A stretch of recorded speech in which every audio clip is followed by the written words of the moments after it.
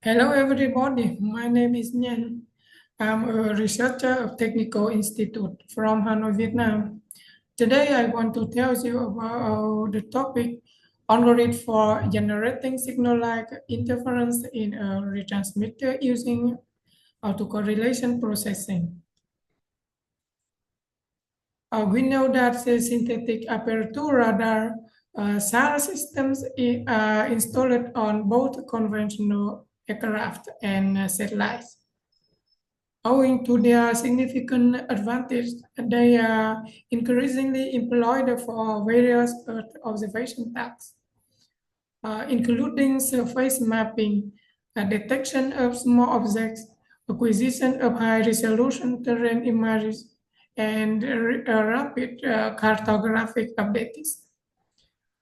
The implementation of new design principles and advanced signal reception and processing techniques in spaceborne SAR systems enables the formation of signal with a large time bandwidth product, thereby achieving high spatial resolution.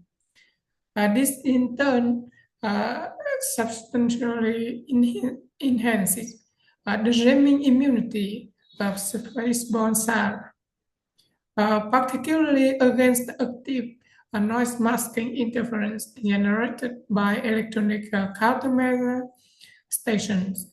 In this study, we develop and investigate a mathematical model of an algorithm for generating signal-like interference in a repeater employing autocorrelation processing. On the slide, so the mathematical model of the developed algorithm. The algorithm using a compact device mounted on a UAV includes the following operations. The first, receive the Nghi frequency modulation signal by the autocorrelation receiver and its high frequency filtering. After that, delay the received the signal copy in the delay line for a period of time. Then multiply the received signal after high frequency filtering with its delayed copy, and the results show us formula number 3. The next step, filter the low frequency this signal. Then discretization of the low frequency companion and the formation of sample blocks whose length is equal to the minimum possible repetition interval of the probing signals from spaceborne SAR, so as formula number 5. After that, we estimate the duration of the partial radio pulse using the maximum likelihood method, as well as estimation of the time of arrival following detection when the decision threshold determined according to the Neyman-Pearson criterion is exceeded. And this procedure makes it possible to avoid cases where a pulse falls only partially within the sample. For detecting and estimating pulse duration, the optimal method of convolution with a series of rectangular pulse is used. And at the detection stage, the amplitude envelope of the signal is converted with 10 radio pulse with the duration of 10, 20, 30, 40, 50, 60, 70, 80, 90, and 100 microsecond the algorithm for detecting a pulse with a duration not exceeding 110 microseconds show on the figure 1.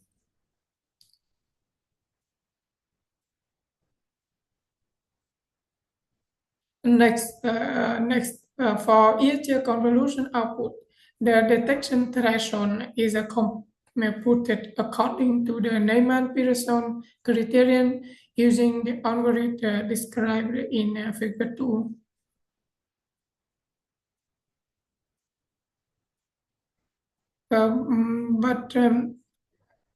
In this case, the problem of conditional one-dimensional maximization of the convolution over the specified interval is solved using the dichotomy method with a modification involving the evaluation of the central point.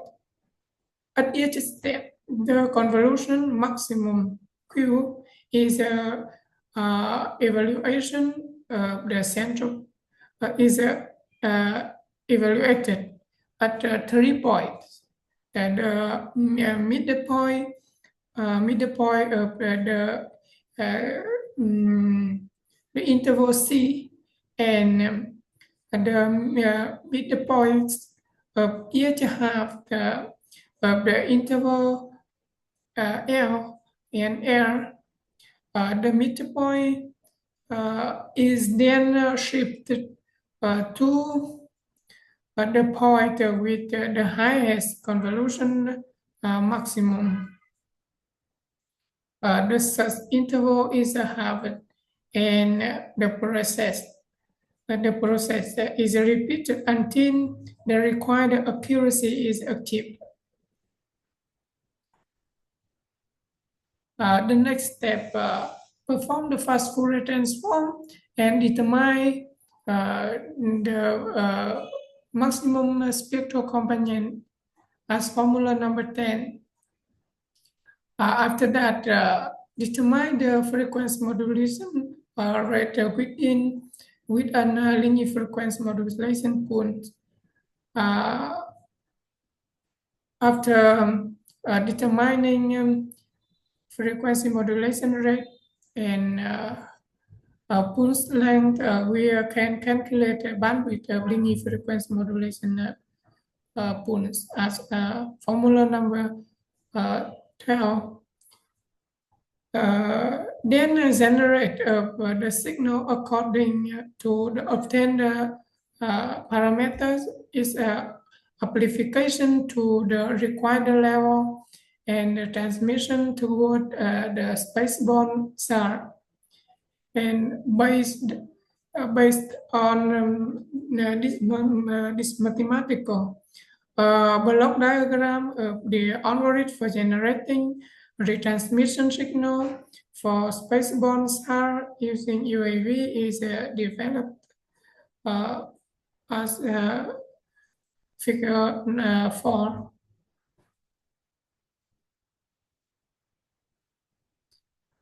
To evaluate the effectiveness of the algorithm for generating signal-like interference based on the developed mathematical model, computer simulations are performed in the MATLAB environment.